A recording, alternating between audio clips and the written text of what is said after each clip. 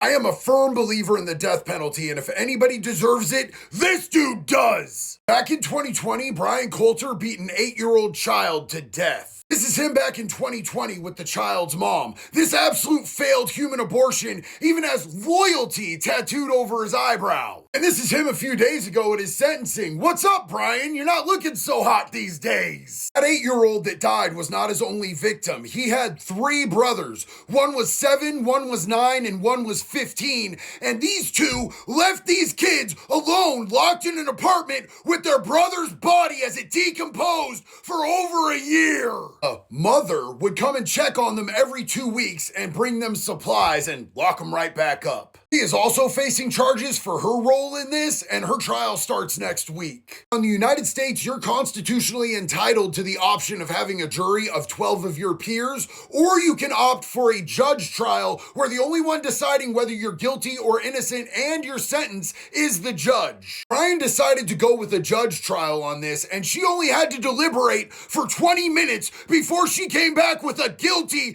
and his sentence, which turned out to be life in prison? Judge said that these are the most horrific case details that she has ever seen. She also said, those children have haunted me this last week. They've haunted my mind, and they have interrupted my safe space when I leave this building. And yet, even with all of that, we can't put a fork in this dude and just let it be done? I would expect something like this from a state like California or New York, but this happened in Texas. Make that make sense. That young child lived years of his life in fear and pain, and he'll never get a chance to overcome that. But this dude gets to keep on taking up our oxygen. Stuff like this makes me ashamed of our country and how weak it's become.